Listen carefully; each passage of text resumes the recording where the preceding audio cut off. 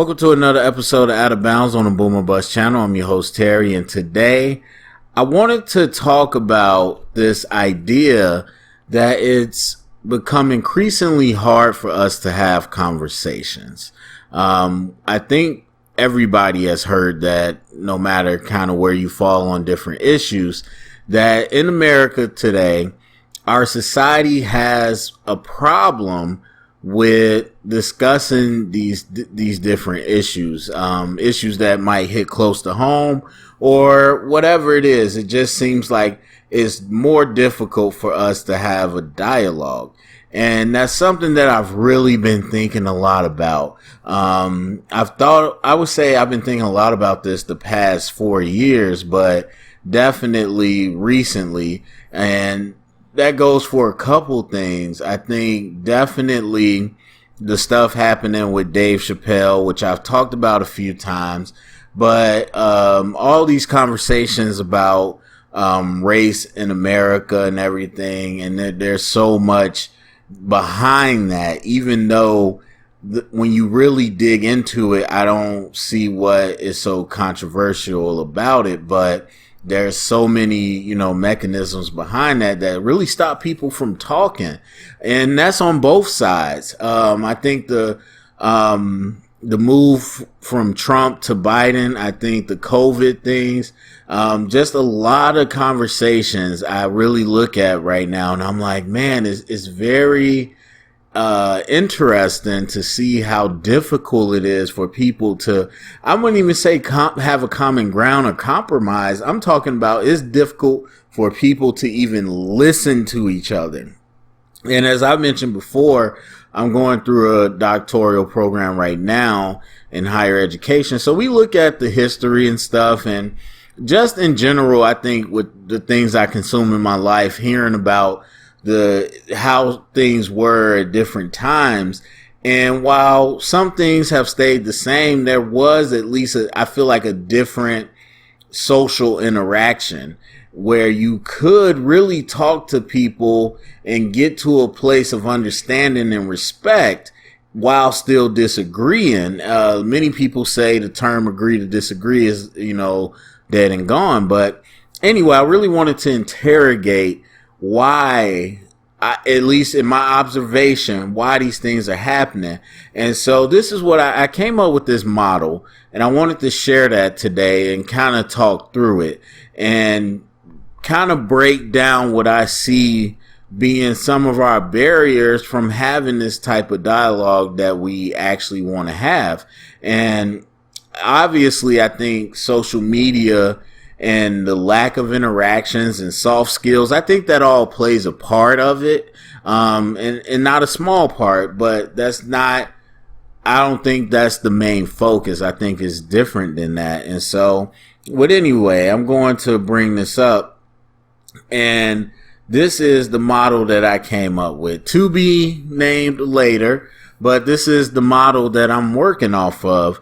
And this model really breaks down the three main barriers that I see, or even the barriers, but the areas where I think people fall into missing out on the dialogue. And so we'll dive into kind of what each of these means. So let's start with openness. Openness, we all know what that means, being receptive to change and to thought and all that. That's the beginning part. It's not a barrier per se. This whole model is interconnected, but openness permeates all three areas. Your level of openness is going to determine a lot. Now, openness can be something that is, I would say, very crucial to who you are. It can be those experiences that you had as a child that affect your values, or not even just a child, but when you've been developing, it affects your values. So if you're someone that grew up in the church and you adopted your families and in the church's point of views, certain values in your life are going to be stronger to you than somebody that didn't grow up with any religious influence. And so maybe they discovered those values in a different way. And most of the time, the values are the same. For example, let's just say honesty. Like somebody that grew up in a church saying that lying is a sin is going to embody honesty differently than somebody that just grew up and found out, along the way they didn't like when people lied to them. And so your experiences and how you develop, that's going to really change on what type of things you're open about. But openness doesn't have to be that tangible either. It can be circumstantial. It can be the timing. You know what I mean? Let's say that I have a massive migraine. I'm not going to want to hear from my friend trying to convince me that ghosts exist.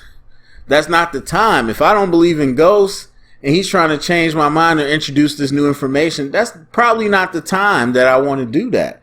And so how you feel in the moment, things that you might be going through, those things can very much affect your openness as well. And that's why I say this is all permeated throughout the model, because your level of openness can be different at many different times, different stages, depending on when someone catches you. And it can be circumstantial, or it can just be a personality trait. Some of us are more open than others. And again, I think that traces back to just the things that we value and how we learn to value those things. And so when we're talking about something that's a core value, your level of openness is going to be different. You know what I mean? So if someone came to me, like let's say this example, I love Popeye's chicken. I think it's pretty good stuff. Let's say that my friend came up to me and tried to convince me, like, man, I'm telling you, KFC is better. Now, I'm already, I have my feelings about Popeyes. So while I might, be a little skeptical because I already have my experience with Popeyes and I know how I feel about it, it's still fast food chicken. You know what I mean? So if my friend came up to me and said, hey, the white race is superior to all other races, that's going to be more aligned to my values, than fast food chicken. Not many of my values govern my feelings on fast food chicken. Not too many of them, at least the taste. And so when you're talking about those two separate examples, I'm going to be a little more open to the conversation about, even if I have my mind made up, I'm like, okay, whatever. Let's go ahead. Tell me why you think it's better. But when you're talking about something that's serious and crucial to who I am or what I think or what I believe, your level of openness is going to be different. And again, it's a timing, it's a circumstantial thing. It's a personality thing as well. And so openness is going to happen throughout this whole thing. Now let's move to the first part. We're talking about your worldview. When we are talking about these dialogues, these personal dialogues, these substantive dialogues, and honestly, they don't even have to be substantive. Like I said, it could be about the fried chicken. It could be about whatever. It could be about your favorite football player. You're talking about changing your worldview. Now, one of the things that struck me early on in my doctoral career, we were in a class talking about the basics of research. And one of these things that we had to read, it essentially said that whatever you're trying to convince this person of, your evidence is going to have to be as strong as the person has to change their worldview.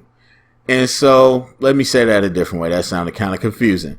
So depending on how much you are asking this person to change what they believe, that's how strong your evidence is going to be. or need to be to convince this person.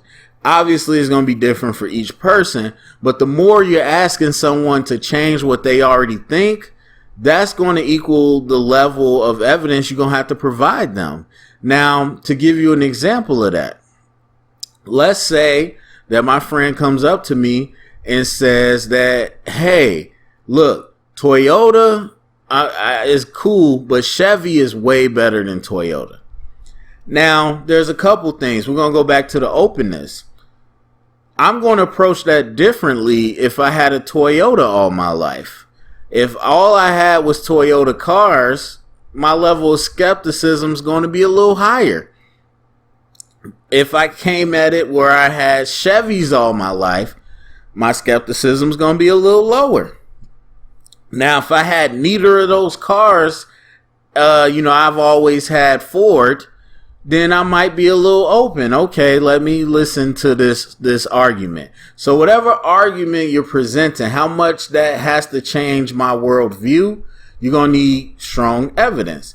And so if I have always had Toyota and you come up to me and say Chevy is better, okay, let me listen to what you got to say. That I need to see what evidence you got.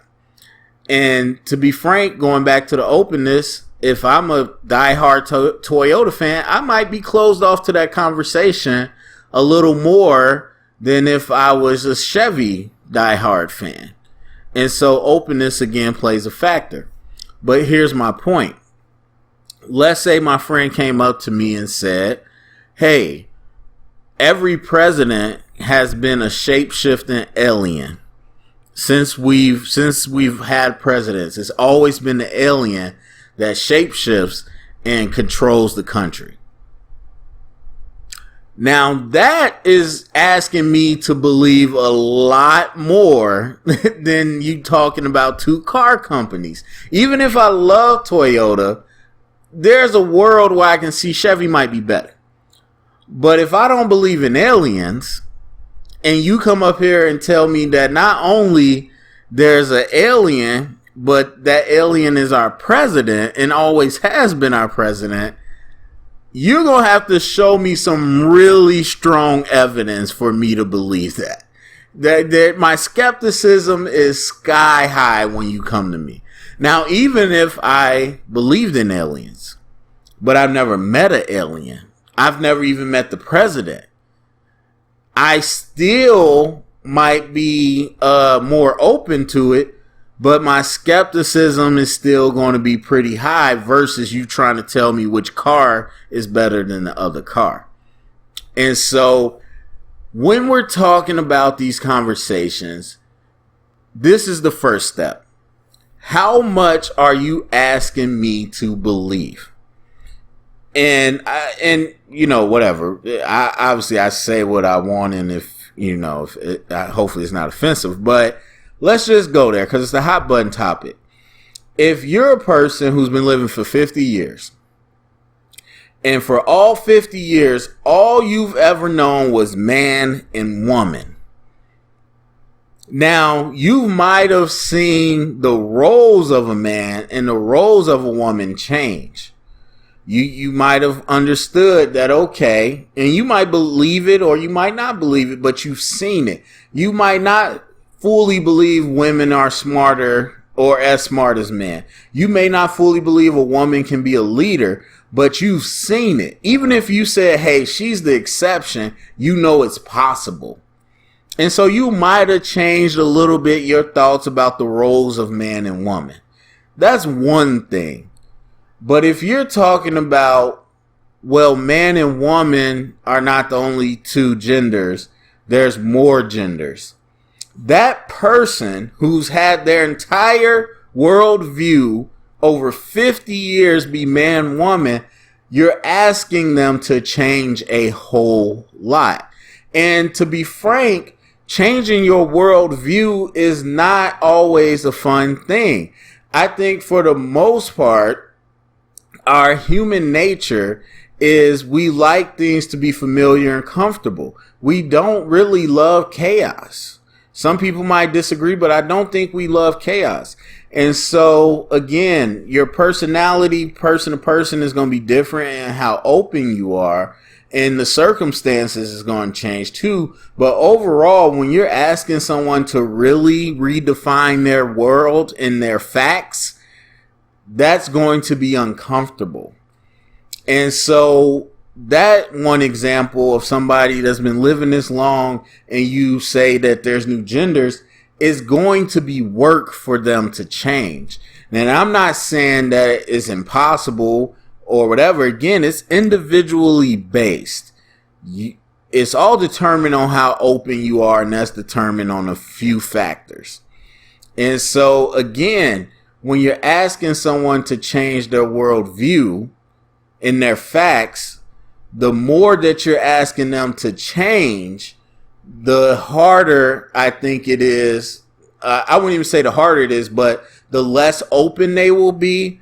And also, that's the more evidence that you're going to have to prove.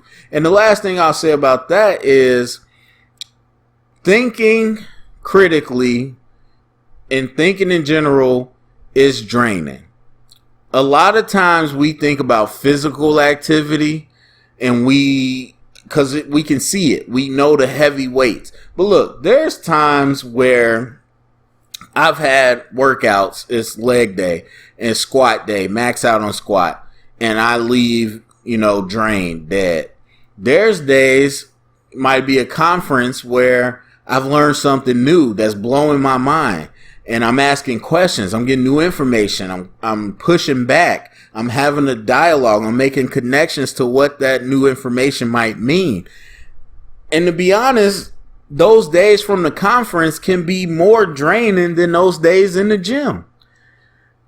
Just because it's not physical activity doesn't mean it isn't work. That mental activity can wipe you out. And so I understand when some people don't even want to engage, just like an argument, not only because of the emotion and how it raises your heart rate and all that, but it is work to mentally engage in things. And so we see a lot of people that we might call lazy be disconnected because mental engagement takes work. So to say, again, you catch me off a migraine talking about I got evidence that aliens exist, that's going to be a very taxing situation that I might not be open to having at that moment. And then when you're not open to it, that's when you shut it down and dismiss it, get combative, or other things. So this is the first step. So let's say we get to the point, no matter what it is, my worldview is being tested, but I'm open to this conversation. And so I've made it past the first barrier. Now we get to the strength of evidence.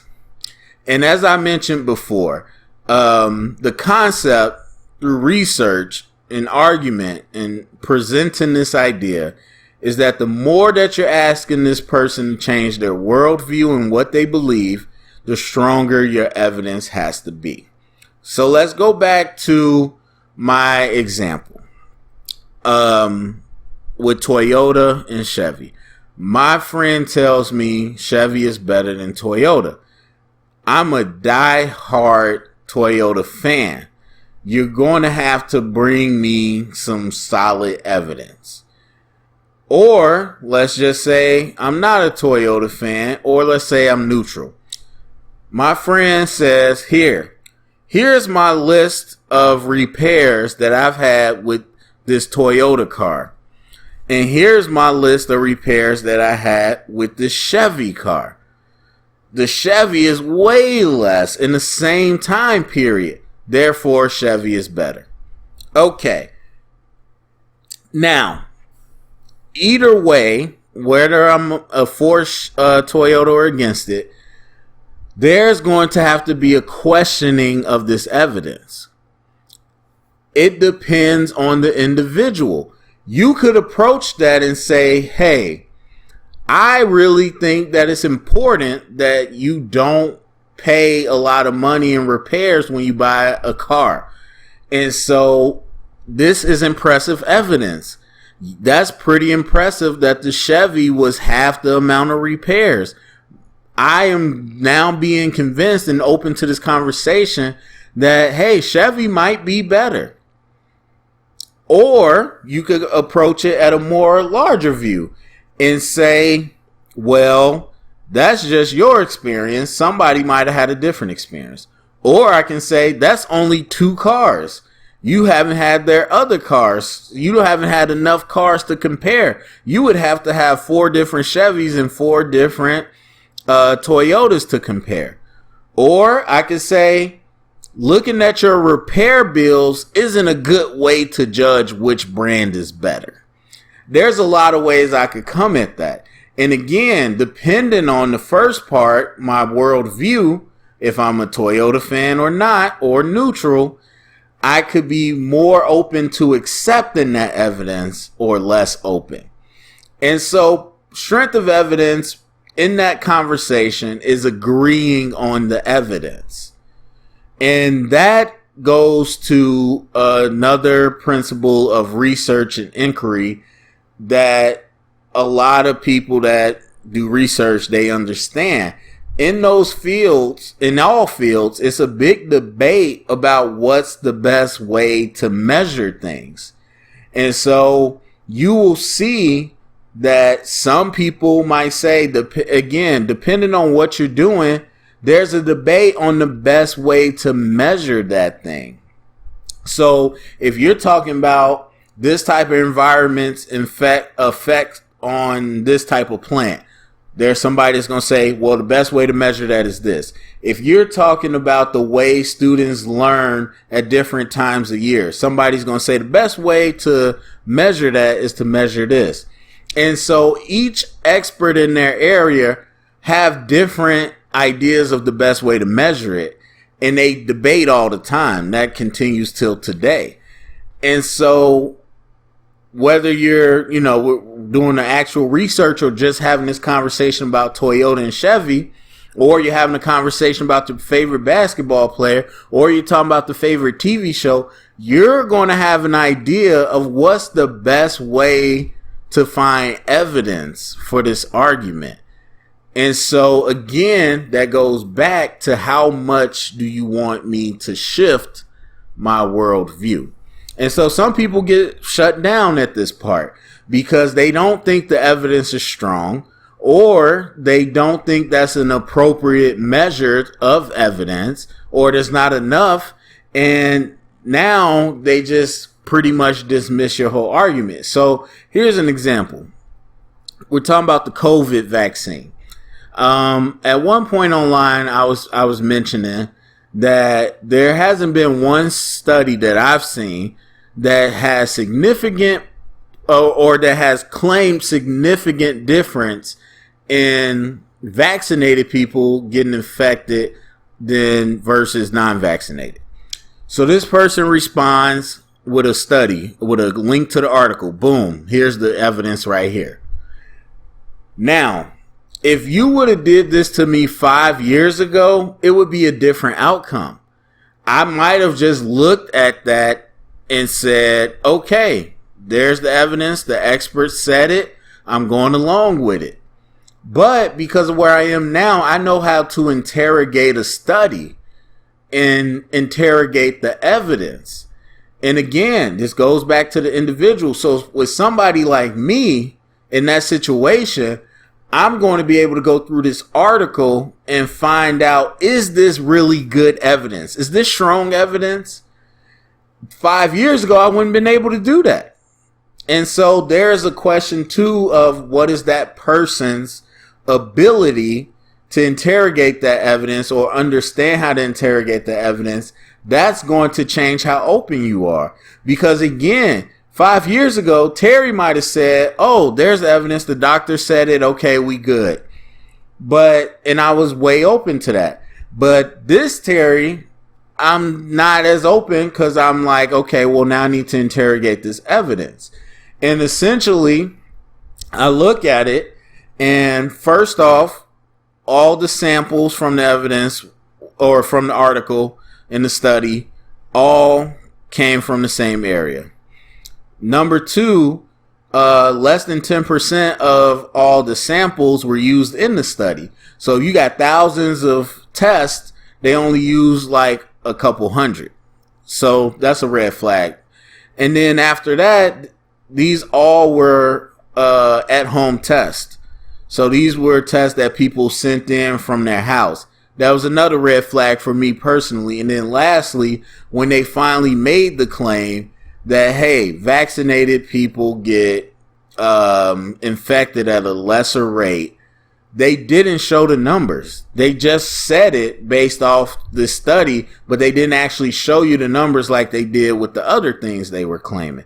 So for me, I'm like, that's not strong evidence. I'm kind of throwing it out.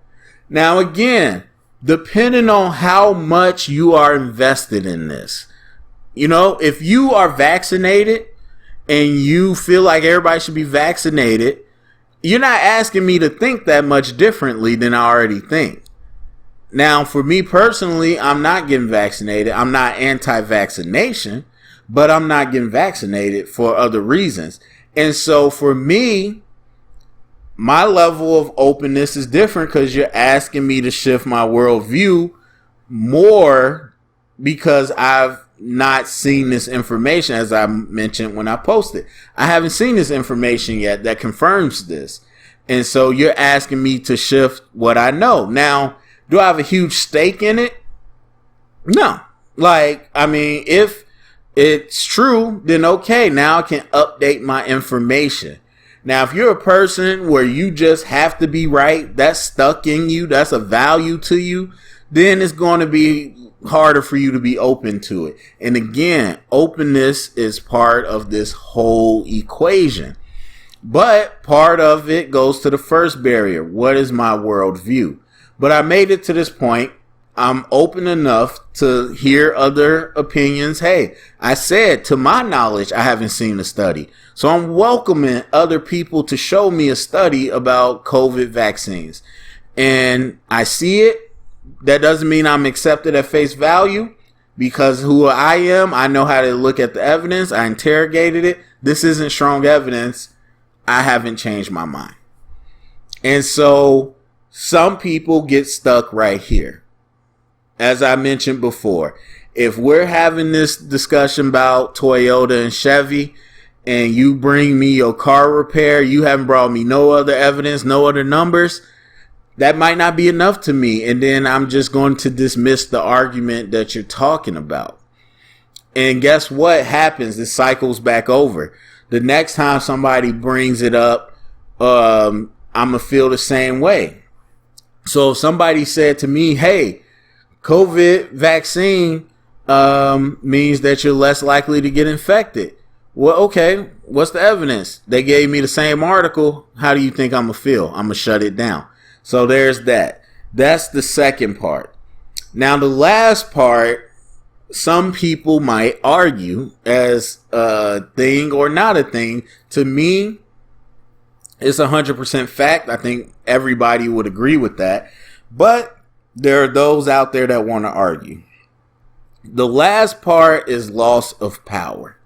Power in general. Now, I am talking about power in the sense of structures and power at large, but I'm also talking about personal power as well, because your personal power, or whatever you perceive that you have as an advantage that you might lose, that is going to affect how you have these conversations.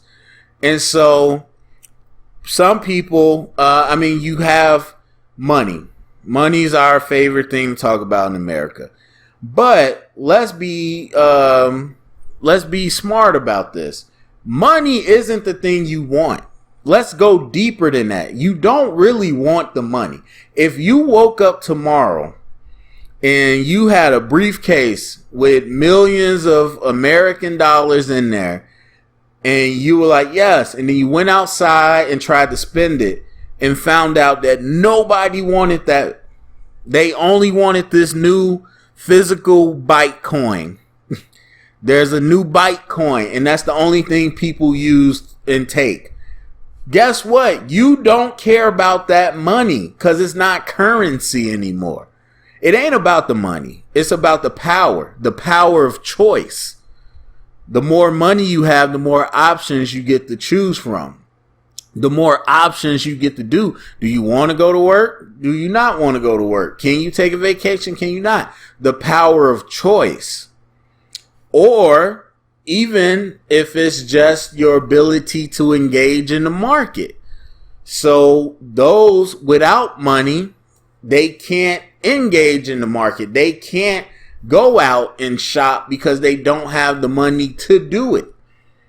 But having some money allows you the ability to engage in the market, to shop for a car, to shop for some clothes, to keep a roof over your head, to pay your bills, to get your kids toys. Your ability to engage in the market comes from that money, your power to engage in the market. That's the personal power. Same thing if I said, hey, instead of paying you for what you did, let me give you these old pair of jeans. And you like, why would I want those old pair of jeans? I can't pay my bills with those old pair of jeans. I can't do nothing with those old pair of jeans. Why should I care? I'm not taking that. But guess what? If your landlord came up to you and said, man, I would let you live here for the rest of the year if you just for free, if you gave me those jeans. Guess what? Those jeans is valuable to you now because now they give you the power to engage in the market. And it's not always tangible. There's the power of choice, the power to engage in the market. There's also psychological power that you see. When we talk about power dynamics, teachers, parents, supervisors, and bosses, that psychological power for whatever in their head, they get off on having an advantage over you. They want to know that they can put and control somebody else, the power of control. And so personal power can be lost. And obviously, we'll get to the larger conversation of organizations and whatnot, but personal power is a big motivator. So here's the example I use for this.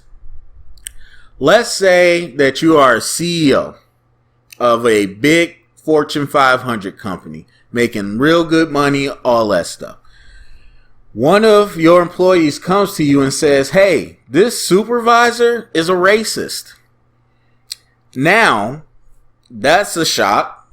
Even now, if you don't know him, you might say, okay, that's still a heavy accusation. I'm going to need some solid evidence.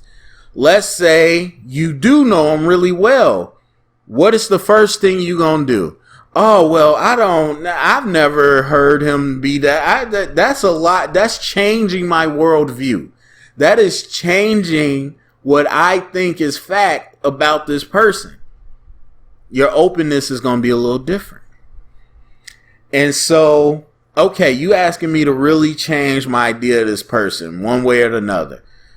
What evidence do you have? I'm open to it. The openness is here. I'm open to it. Let's give me the evidence. And they bring you 18 4K videos with great audio, crystal clear, of this supervisor being discriminatory towards Latinx people. Every Latinx person in the building, he has said some blatantly discriminatory and problematic and threatening things to. Well, I can't dispute with that evidence. That's strong evidence right there. There's nothing to dispute about that. This person is racist. This person is exercising racism within my building.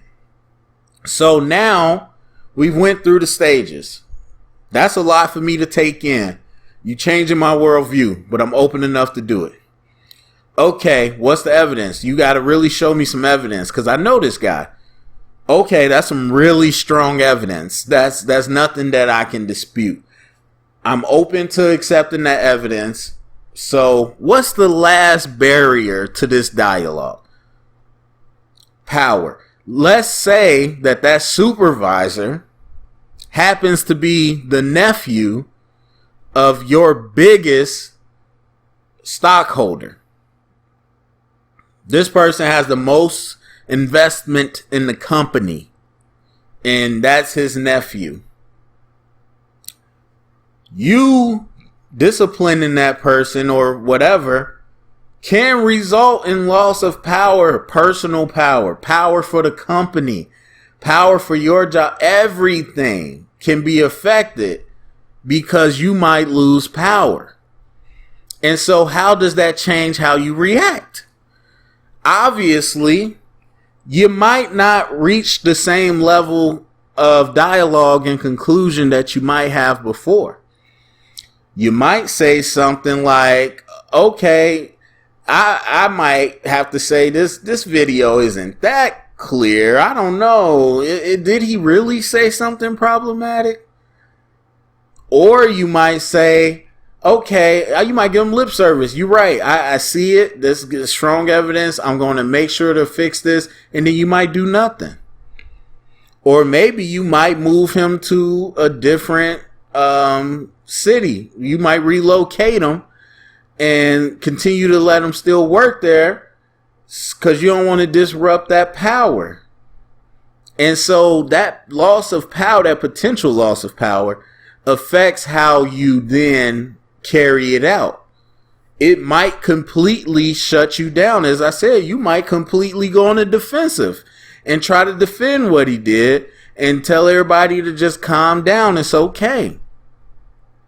And so you get to these situations where so many times in large organizations, people are confused.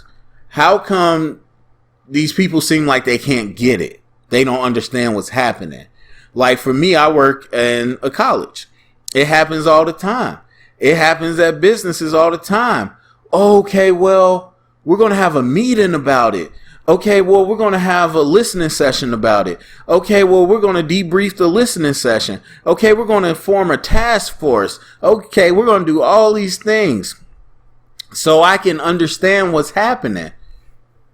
Now, that's just a way of you avoiding losing your power, because I'm going to act like, even though that I've went through the other stages, I know that this might change how I feel about this person. I know that the evidence is clear, but because I'm scared to lose the power, I shut down the dialogue and act like my level of comprehension is limited. I need to learn more. I need to hear from more people. I need to figure out why this is wrong. I need to get professionally developed and figure out why this is wrong. And so those things are mechanisms just to keep the power, just to slow things down, to slow the dialogue down, because I want to keep the power. And so there's situations, many, where that happens in just the individual personal level, but there's very many situations in this country where that happens at a larger level as well. So we get to this final model, and what I would essentially say from thinking about all this is that when we have these issues, whether it be between two people, two groups of people, whether it just be you, people you're, mediating between, whatever it is, I think this model shows me a way to really do a self-check of where you are. Because we know the dialogue is not happening, but where are you shutting down? Are you shutting down in the worldview? Is it too much? Is what I'm asking you too much? Or not too much, but is it a lot for you to process and to believe differently? To where, okay, I need a minute, or I refuse to believe that. And that's a product of how open you are. Okay, so, and I guess it really starts with openness. Are you open to receive this information right now? Are you in that space? Okay, I'm good to go. I'm ready to have this dialogue. The space is right. All of it is right. You know, the access, all of it is good.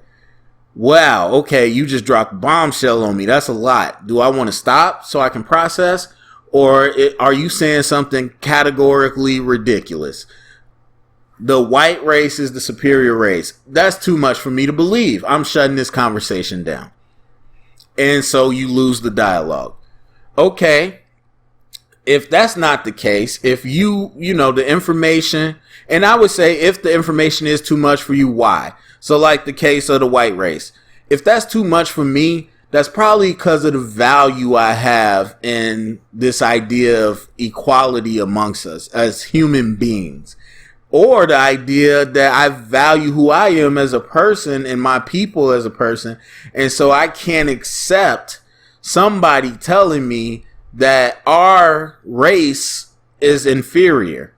And so that shut me down right there. But let's say it doesn't and we move on. And okay, the dialogue's not going, we can't do it. It might be the evidence.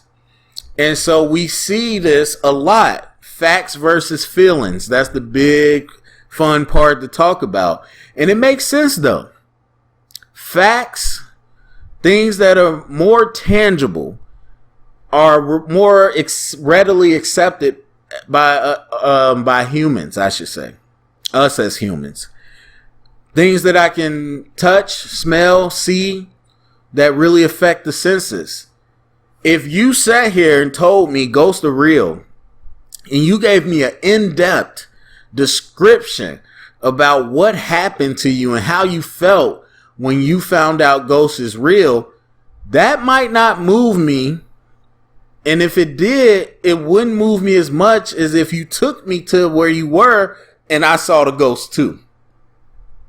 That tangible, verifiable fact, naturally as humans, that's what we want. And you have some people, again, in research that feel that's the best way. Cold, hard numbers, things I can see.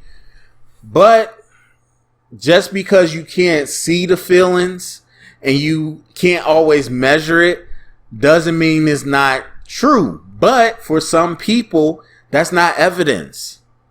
That's not evidence at all. And so if you've been in this conversation over and over again, okay, I brung up the trans thing. I'm a 50-year-old man. I've had this conversation. I'm having it again. I'm open. Well, you know, it's a lot, but I'm open. Let's talk about it. Why? Tell me why. And you bring up the same argument of, I felt this way growing up and I knew that I was in the wrong body. Okay, I've heard that before. So I'm going to shut down this conversation because the evidence is not strong enough for me. And so if you talking to that 50-year-old man, you can identify this is where he's shutting down. He's shutting down in the strength of evidence. Why are you not open to that type of evidence? Or if you're not open to that type of evidence, what type of evidence do you actually need? And you can have that conversation. Or you good on both of those fronts and it's the power. And that's going to always be harder to prove.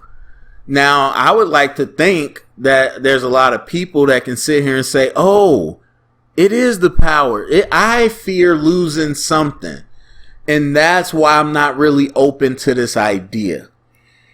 Like, for whatever reason you get, or I wouldn't say whatever reason, because I'm somebody that could probably get to, you know, this point, but the white race is the superior race. I could say I have a fear of me not being valued as much as a human or being put back into this idea of being property or a fear of losing my identity and my uniqueness. That's why I shut this conversation down. That could be possible. And so that's personal power. But again, there's other power too when you're talking about on a larger scale. And again, that's harder to tease out. I would hope that some people could recognize I'm scared of losing something. And so that's why I'm shutting down in this conversation. But when you're talking about exposing somebody, this model's not going to expose somebody. Like I said with the CEO, if that CEO knows what he's doing He knows exactly what he's doing, but he's going to do it because he does not want to lose the power. Now, if that person is not the nephew of the stockholder, that person has no connections to anybody in power, then he might be a lot more open to disciplining that person and talking about what that looks like. And so, again, this model, I think, for me, captures what I see so many times in these discussions that never really take off and become dialogues.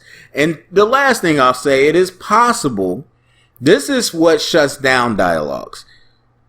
So this is not to say that this is the end all be all. There are people that make it through a dialogue and agree to disagree.